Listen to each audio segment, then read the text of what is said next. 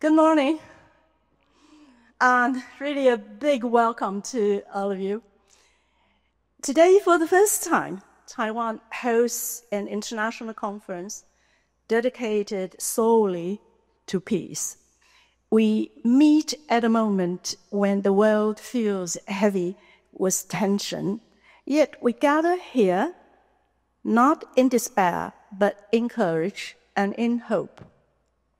Our international fellows have traveled from many places: Venezuela, Israel, Gaza, Europe, Japan, the United States. Each carries the weight of conflict, yet each has chosen the path of peace.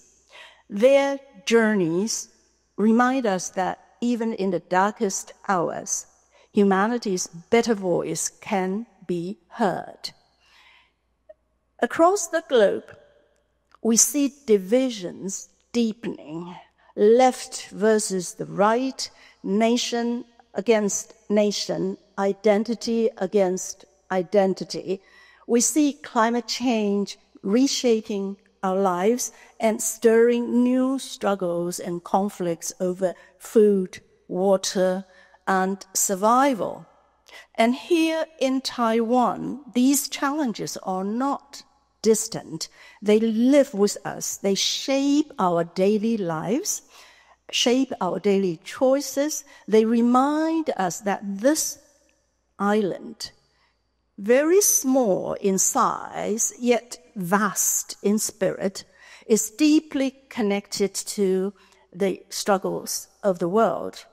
Taiwan's story is a story also of uncertainty, resilience, and the ongoing search for peace. It is here, in this place, that we gather today to ask these questions. That is, what does peace mean for Taiwan, and what can Taiwan mean for peace? I'm going to shift to Mandarin now. So for those who have not managed to learn Mandarin in 1 week, please use the earphones. You can put on the earphones now. 我事实上，你们看到手册的题目是为什么我们今天要谈和平？但是我既然已经把文章写了，所以今天的题目改了。我今天的题目叫做"兵推之外，台湾需要和平推" Beyond Wargaming, Taiwan needs peace gaming, is the title for my talk today. 很多人知道我住在台东一个农村里头，我养了30只鸡，所以碰到陌生人问我是干什么的时候，我说我是鸡农。我常常到村子里一个小店去买鸡饲料。有一次在买饲料的时候，另外一个买饲料的一个男人，他突然转头说："你知道吗？一旦开战，你要囤积饲料。"我当时听的是吓一跳，因为那个时候是 Pelosi 刚刚离开台湾，大家都很紧张。我还没有想到要囤积人的粮食，竟然会在那一个偏远的乡村，有人告诉我说，你不但要囤积粮食，而且你要囤积狗的、猫的、鱼的跟鸡的饲料。然后他开始给我上课，他说因为鸡的饲料是大部分是由黄豆跟玉米做成的，因为黄豆是来自巴西，玉米是跟美国买，我们每年买几百万公吨，所以95%的饲料其实进口。那一旦是有封锁，你的饲料就没有了，而存粮只够30天，你的动物会死。他最后丢给我一句话，他说："那个时候你只好吃你的鸡了。"当天下午，我是飞到台北去参加陈永康将军所主持的兵推。兵推的现场谈的是哪些议题呢？当然就是2栖登陆作战怎么样实际操作。那么台湾的海岸还有几个口是人家可以登陆的。那空中跟海上的运输中断的时候要怎么调配？电塔被炸了以后，电力怎么办？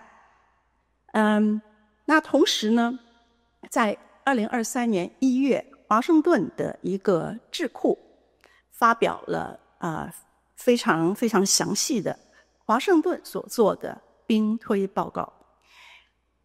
他们兵推的结果是，如果开战了，那么美国当然会涉入，3周之内估计中国那方面会阵亡1万多的解放军，会损失155架的战斗机跟138艘的军舰，而美方会损失20艘大型的战舰和3000多名士兵。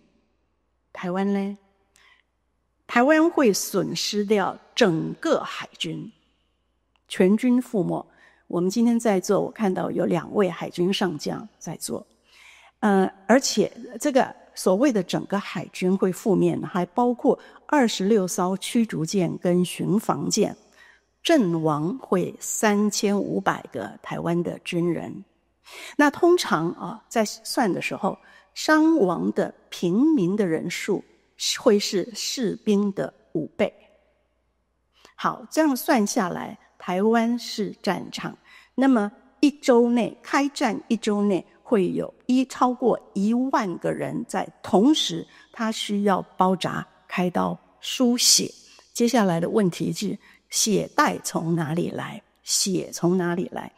在台湾平时无事的时候，就譬如此刻，我们的血库是够3天半，全台湾只够3天半。如果开战的第1周，同时需要2万个人同时输血的时候，血从哪里来？而且乌克兰的战事在最初期，我最印象最深刻的一个新闻是，他的血库中心被炸。那换句话说，你累积的血是在那个被炸掉的设施里头。好，这就叫做兵推，是炮火的估计，死伤的演算。我要想说，兵推当然重要，你没有军事防卫的话，台湾哪里有生存的机会？可是在这里，在今天这样一个论坛里头，我希望跟大家提出另外一个平行的观念，叫做和平推。和平我们大概都知道，在台湾今天的语境里头，它是一个禁忌，因为和平等同投降，等同亲中，等同卖台。它在我们的公共的语境里头是一个不可说的事情。我心里的想法是，可是这是攸关生死存亡的事，怎么能够不谈呢？已经走到了今天，和平推相对于兵推，和平推不是幻想啊，我们来相亲相爱，我们就可以天下太平，它没那么天真。和平推也不是去呼吁什么协议要签订，它不是一个政治主张。它是什么呢？它跟兵推一样的严肃，只不过它的模拟的不是战车跟战机，它模拟的是社会韧性跟柔性的力量，同样是一种兵推，只是用的手段不一样。它包括文化，包括外交，包括善意工程，包括谈判策略。你也可以把和平推改名叫做危机降温演习，可能跳起来咒骂的人就会比较少了。他演练如何在最危险的时刻运用柔韧的实力把危险降温，这就是和平推的本质。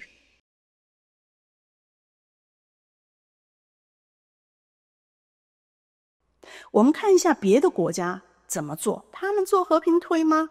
Yes。 美国USIS 美国和平研究所是川普这一任上台之后做的第一件事情之一，就把它给关了。但是呢，美国和平研究所这一个机构，它常年的做和平推，他也到韩国去帮韩国做和平推。他怎么做呢？他是找外交官、军事专家、学者分组来扮演不同的角色，比如说政府、反对派、国际组织、媒体，他们模拟停火谈判要怎么谈，他们模拟人道走廊要怎么做，他们模拟最大规模的灾难救援怎么做。也就是说，他们在研究的跟模拟的，在推的是在最剑拔弩张的情况之下演练和平，而他们所演练的这一整套，后来在伊拉克跟阿富汗很痛苦的困难的谈判过程里头，真正的派上了用场，非常有用。好，日本有没有做？有，我们的邻居日本政府在2022跟23的时候都做过所谓的台湾有事模拟，我们就说是台湾有事模拟，其实它是日本的和平推。什么意思呢？台湾有事就是那个灾难嘛，所以他们所做演练，比如说灰色地带事件，我们现在也都知道什么叫灰色地带了。他演练的是说，在海上如果渔船冲突，或者是海上的巡逻舰碰撞，那么政府要如何去协调，如何对外发言，才能够避免冲突升高到开火。这是日本自卫队和海上保安厅常常做的演练。亲爱的，这是一种和平推。当然日本还做得更多，比如说日本的智库，它会模拟台湾紧急状态的发生，他们做和平推说，当台湾紧急状态发生的时候，日本的国安会议第一时间要怎么样的回应，怎么样在第一时间跟美国协调。那也就是说，在面临最大的危机可能爆炸之前那一刻，你如何把善意传达出去，那你如何做政策的选择，你如何做外交的沟通，这就是和平推的内容。因为如果没有和平推，你可以想象，好了，船碰撞了，那然后一个政府里头各做各的，因为没有演练过，本来是一个可以好好解决的事情，它变成另外一个样子。所以避免爆炸，做事先的演练，这件事情叫做和平推。所以你不要再骂我是中共同路人了，我说的和平推是这个意思。好，那今天呢，我就利用这个场合，既然讲了和平推了，我们就要想台湾的情况。通常你在做兵推的时候，我这个兵推都是从2位将军那儿学来的。兵推的时候通常会有一个 D-Date， 就是7天以后会爆炸，会开战。那么在从0到7天之间，你做什么样的军事的准备？我们把同样的严肃放到和平推里头，就是事情发生了，怎么处理才不会爆发。好，我们先想象一个7天嘛，想象一个短期的情境，就是我们说军机擦撞。假设有一天台湾的战机和中国的战机在海峡中线擦撞坠海，有人员伤亡，大家都可以想象那个时候两岸的民情激愤，可不可以想象？然后可不可以想象那个危险的程度？因为这个时候民情激愤的时候，政治人物、决策人物就被考验了，你做什么来降温？军方比较容易，他就是要去搜救嘛。但是请问在这样一个危险的时候，外交部有没有动作要做？他要做什么？陆委会有没有动作要做？他该说什么？总统的高度应该要说什么？我们才可能安抚这边的社会的情绪，同时安抚那边的社会情绪，这种情况是不能够等到它发生的时候，然后才来陆委会这样说话，外交部那样说话，然后其他的部会海巡署又是海洋委员会又是另外一个说法。那所以这个叫做和平推。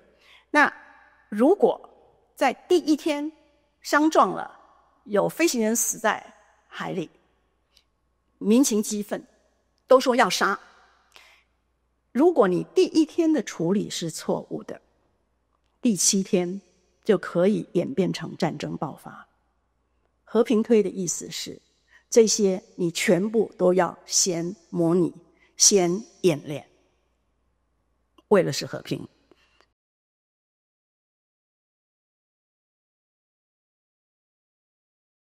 我们过去这几年来，常常听到华盛顿跟其他地区的军事专家说，台湾最危险的时候就是2027。哇，我们已经走到2025的年尾了，快到了。那我们就假设第二个 scenario 说，就是2027有事情会发，台湾会有事，好不好？那你这样说，和平推的意思是说，好啊。那我们有18个月，刚刚那个假设是7天，我们现在假设我们有18个月。那18个月，当你来运用和平推的时候，我们要做什么？你一定会想到说：1. 社会韧性；2. 善意工程。怎么说呢？社会韧性，你有18个月的准备，你会想到18个月2027事情发生的时候，一旦封锁，能源怎么办？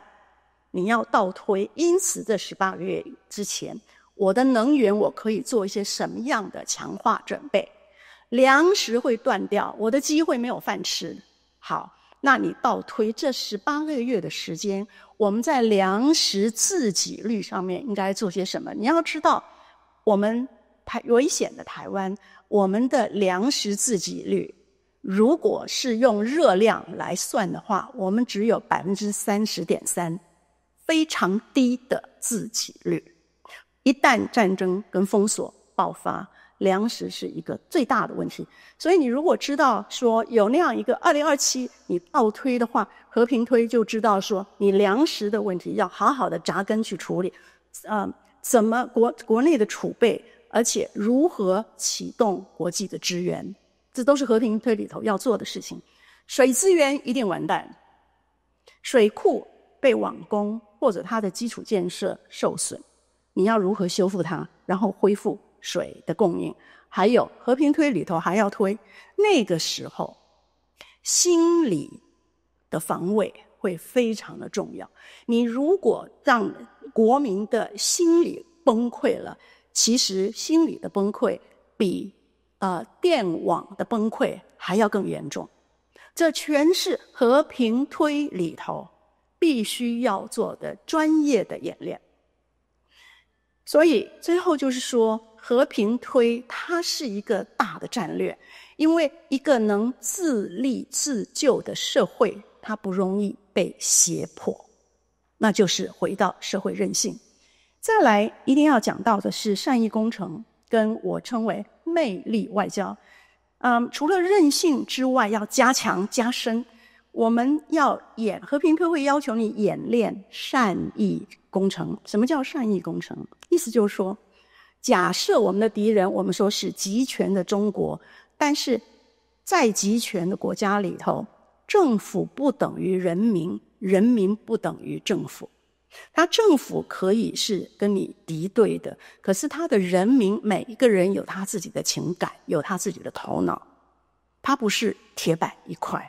那所以在和平推里头呢，台湾就要思考说，我们在这个主权的争执之外，是不是有办法可以赢得大陆的人心，让对方的人民至少理解台湾人的处境跟台湾人的历史情感，让他对你不是抱以敌意跟恶意，这是可以做到的。那也就是说，你要有方法去经营人心，但不只是中国大陆，还有国际方面，你不能够不经营。如果说我们台湾在国际的媒体上，凡是出现的时候，只有一种形象，就是台湾是世界上最危险的地方。台湾跟美国买武器，这形成一种形象，这就是台湾的形象。我们必须要设法让国际社会对台湾有另外的形象，我们的文化的形象。台湾是一个在创业文化上最丰富的地方，台湾在人道的救援上，在世界非洲，在任何地方一旦出事的时候，台湾的救援队是第一个出现的地方。台湾是一个非常有付出爱心能力的地方。什么地方的，比如说非洲的农业的技术的教导培养，也都是台湾在做。我们不能够容许国际对于台湾只有一个印象，就是一，它是中共要打击的对象，只有这一个位置；二，台湾是购买军备的地方；三，台湾就是地表最危险的地方。这一种形象是现在根深蒂固的，它不会帮助我们太多。当真正的危难来的时候，所以和平推的意思是说，善意工程是要努力去经营的。最后呢，当然再继续往下走的话，还可以讲到10年的和平推。如果台湾有事，你知道说在比如说2035它的军改完成了，是台湾最危险的时候，那你要做和平推，这10年的时间我们还有可以做什么事情？还有一个词 charm offensive， 叫做，我把它翻译作魅力攻势，对不对？什么叫 charm offensive？ 台湾一定要用。大家有没有看川普这2天在英国的查理国王是给他什么样的一个待遇？满足了他的所有的虚荣心，他把所有的最漂亮的马，1000多个制服最漂亮的人，所有的羽毛全部都拿出来了，在红地毯上来满足这一个人的自我喜好。英国在做的是什么？是魅力工程。我们国家有这个东西，我讨好你，让你高兴。魅力工程的意思是我们自己的社会跟文化里头有什么东西是柔美的，是吸引人的，那它通常都是文化的或者是公民素养里头的最大的友善。那这种温柔的力量是台湾要发挥到极大，去吸引国际社会的喜欢，去吸引大陆社会对你的尊重。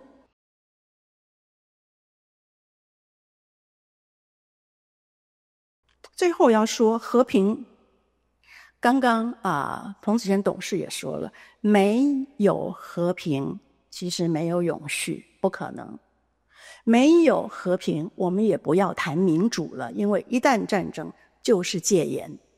台湾人知道什么叫做戒严，就不要谈民主了。兵推它让我们知道怎么打仗来保护自己，但是和平推是让我们知道要怎么降温危机，要强化社会，要设计善意，要展开文化的魅力。兵推很重要，但是如果只做兵推，就等于我们的生存的剧本只有一种结局，叫做战争。和平推是让我们演练另外一种可能，让大陆的人心的善跟国际的支持与信任慢慢的累积起来，然后可以把战争延后，把和平拉近。和平推可以让我们演练如何不在两强相争的时候，台湾成为焦土，这是和平推。Finally, you remember the story I began with. In my village, somebody told me actually, if war comes, you must also store animal feed, the chicken feed. It is a reminder, one bag of feed is actually not just for chickens. Behind this bag of feed that I bought, is Brazil's soybeans, is America's corn, and the sea lanes of the world. It is a reminder Taiwan's survival has never been isolated. And also, our peace, too, must be connected firmly to the world. Beyond the war games, Taiwan needs peace games, not only as a choice for ourselves, but as a commitment we offer to the world as well. Thank you very much.